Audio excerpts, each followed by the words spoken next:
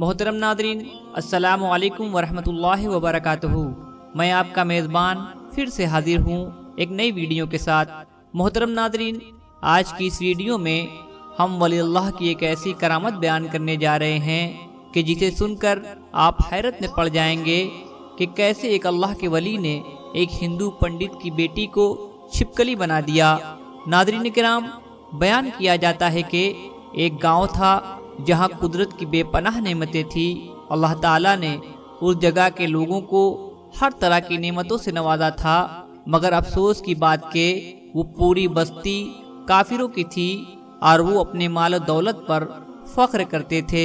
وہاں نہریں تھیں، باغات تھے، دریا تھے، اور جب اتنا کچھ کسی انسان کے پاس ہو تو وہ مغرور ہو ہی جاتا ہے۔ اور یہاں کسی ایک شخص کے پاس نہیں بلکہ پوری کی پوری بستی بے تحاشا دولت مند تھی، سوائے چند مسلمان گھروں کے۔ وہاں کافر زیادہ تھے اور مسلمان کے گھر بس تھوڑے سے تھے۔ ان کا ایک سردار پنڈت تھا جس کی ایکلوتی بیٹی تھی اور جسے وہ بہت زیادہ مانتا تھا۔ وہ بیٹی بہت زیادہ مغرور تھی اور اپنے آپ کو بہت زیادہ اونچا سمجھتی تھی۔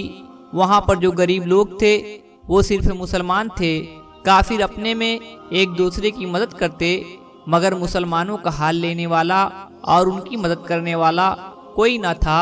وہ لڑکی ایک تانترک تھی جو کالا جادو جانتی تھی اور اپنے کالے جادو سے انسانوں کو جانور بنا دیا کرتی تھی۔ بستی کے تمام مسلمان اس سے بہت زیادہ تنگ تھے۔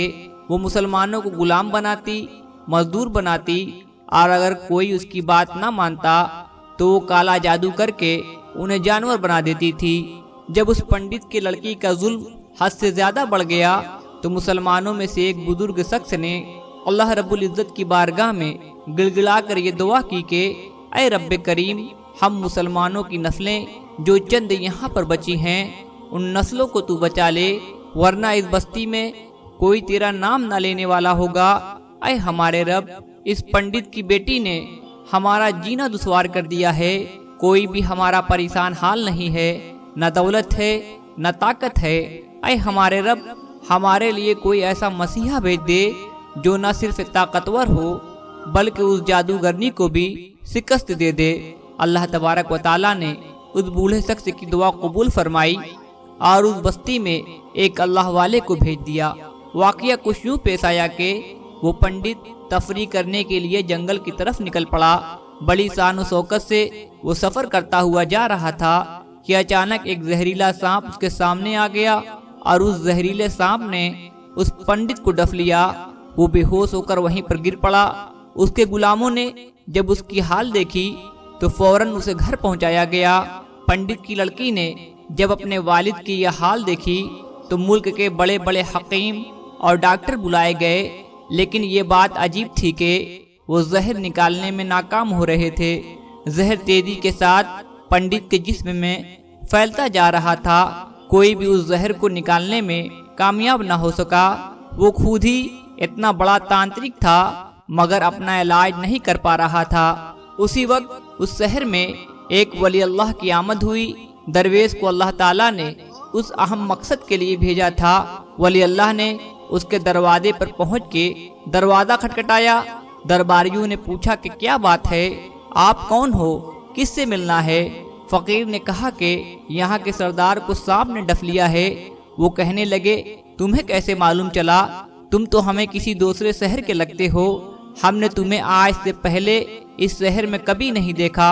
درویش نے کہا کہ میں مسافر ہوں، مجھے خبر ملی ہے کہ یہاں کے سردار کو ایک سانپ نے ڈس لیا ہے اور کوئی بھی ان کا علاج نہیں کر پا رہا ہے۔ درباریوں نے کہا کہ یہ تو بتاؤ کہ آپ ہو کون؟ اللہ کے ولی نے کہا کہ میں حکیم ہوں اور ان کا علاج کرنے آیا ہوں۔ یہ سن کر درباری ہنسنے لگے اور کہنے لگے کہ اتنے بڑے بڑے حکیم یہ کام نہ کر پائے، تم پھٹے پرانے کپڑے پہننے والے ہمارے سردار کا زہر کیسے نکال سکتے ہو؟ ولی اللہ نے کہا کہ اگر تم چاہتے ہو کہ تمہارے سردار کی جان بچ جائے تو مجھے علاج کرنے دو۔ غلام کہنے لگے کہ ٹھیک ہے، ہم اندر سے اجازت لے کر آتے ہیں۔ وہ اندر آئے اور پنڈت کی بیٹی سے کہا کہ باہر ایک فقیر آیا ہے اور کہتا ہے کہ میں پنڈت کا علاج کر دوں گا۔ और जहर जो तेजी से पंडित के शरीर में फैलता जा रहा है उसे निकाल कर बाहर फेंक दूंगा। उस जादूगरनी ने कहा कि ठीक है, उसे अंदर ले आओ। जब अल्लाह के वली उस घर में आए तो देखा कि पंडित जहर की तकलीफ से तड़प रहा है। अल्लाह के वली पंडित के पैर के करीब आए, जहां सांप ने काटा था उस जगह पर उन्होंने अपना थूक लगा दिया और थूक लगाकर फौरन वहां से चले गए। पंडित के सारे साथी और उसकी बेटी हैरान हुए कि ये कौन दीवाना था और ये कैसा इलाज था कि अपना थूक लगा दिया। उसकी बेटी गुस्से में आ गई। उसने कहा ये तो सरदार की बेअदबी है, उसने गुस्ताखी की है, मैं अभी उसे अपने जादू से जानवर बना देती हूँ। लेकिन जैसे ही थूक साफ करने के लिए बैठा तो क्या देखता है कि उस थूक के असर से पंडित की नीली पड़ी टांग अपनी असली हालत की तरफ लौट रही थी और धीरे धीरे उसका जहर खत्म हो रहा था और पंडित को होश आने लगा। जैसे ही पंडित होश में आया तो उसे फकीर के थूक के बारे में बताया गया। उसने कहा वो तो हमारा मसीहा है, उसने मेरी जान बचाई है, जाओ जाओ उसे ढूंढ कर लाओ। उसने तो हम पर बहुत बड़ा एहसान किया है, हम उसके एहसान का बदला जरूर चुकाएंगे। पंडित के कहने पर उसके दरबारी उसी वक्त अल्लाह के वली को ढूंढने के लिए निकले, लेकिन कहीं भी उस फकीर को न पाया। फिर जब जंगल में दाखिल हुए तो वहां एक दरख्त के नीचे आपको इबादत करते हुए देखा। उन लोगों ने फौरन आपको पंडित के सामने पेश किया। पंडित ने कहा कि आप कौन हैं और कहां से आए हैं। सबसे पहले तो गुस्ताखी की माफी चाहता हूं कि मेरे लोगों ने आपके साथ बुरा सलूक किया, मगर मैं आप ही की वजह से आज जिंदा हूं। हमारी आंखें आपको पहचान ना सकी, मैं आपसे माफी मांगता हूं और आप मेरी तरफ से ये कीमती कपड़ा और ये अरबी घोड़ा कबूल कर लें। अल्लाह के वली ने मुस्कुराकर पंडित की तरफ देखा। अब बोले ये कपड़ा और ये घोड़ा बहुत कीमती है, मैं ये उम्दा लिबास पहनकर घोड़े के लिए घास काटूंगा तो क्या अच्छा लगेगा। पंडित ने कहा कि आप फिक्र ना करें, घोड़े के साथ साथ आपको नौकर भी दे दिए जाएंगे। अल्लाह के वली ने कहा कि अच्छा, इतना माल और दौलत और नौकरों के साथ मैं अपने घर में क्या अकेला रहूंगा। पंडित बोला हुजूर आप परेशान ना हो, ये मेरी बेटी है जो आपके सामने है, इसकी शादी आपसे कर दी जाएगी और एक शर्त है कि आपको जो कुछ भी मैं दे रहा हूँ इसके लिए आपको अपना मजहब छोड़ना पड़ेगा।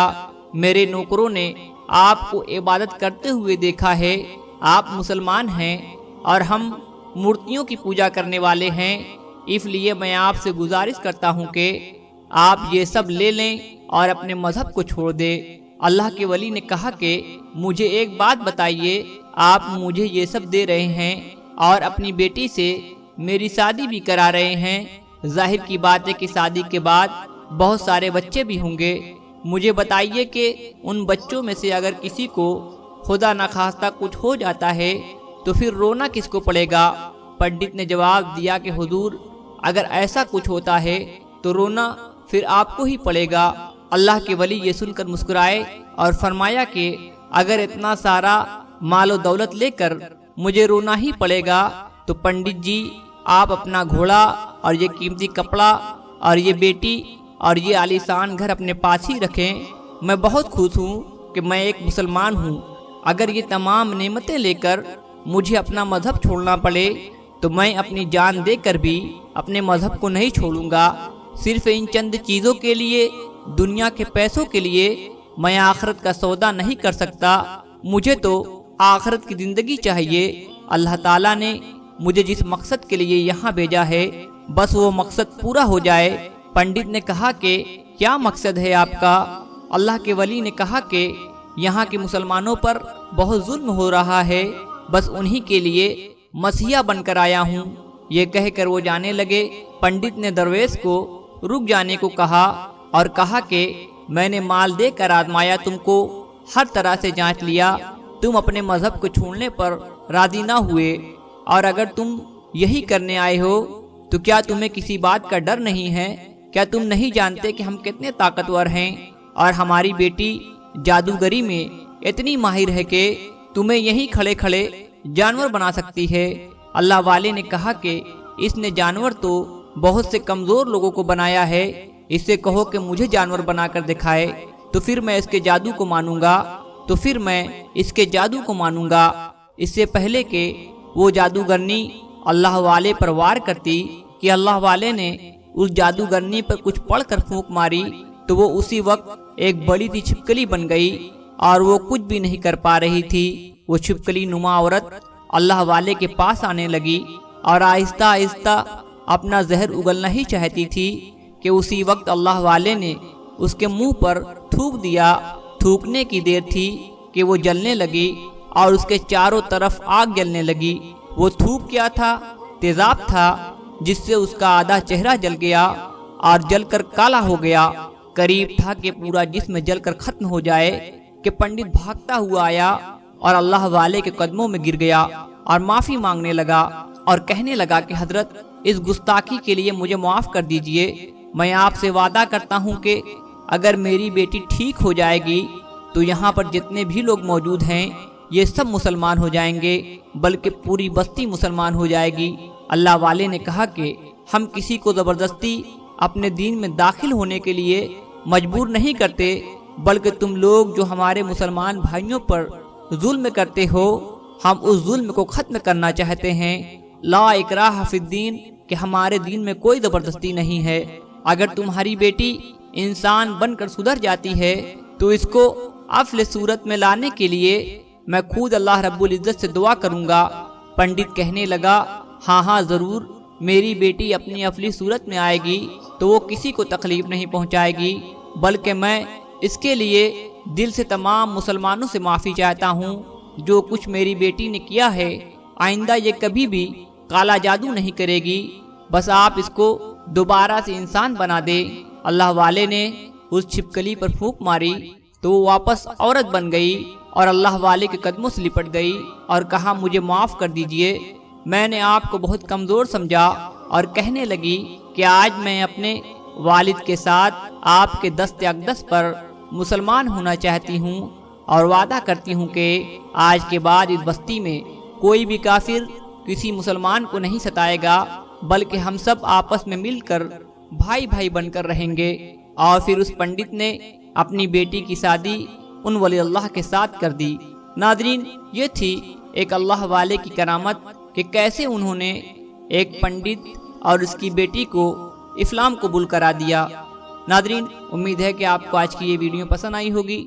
ویڈیو پسند آئے تو ویڈیو کو لائک کریں اور اسے زیادہ سے زیادہ شیئر کریں۔ پھر ملیں گے ایک نئی ویڈیو کے ساتھ۔ السلام علیکم ورحمۃ اللہ وبرکاتہ۔